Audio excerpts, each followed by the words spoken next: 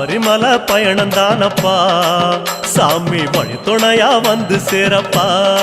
சாமி சபரிமலை பயணம் தானப்பா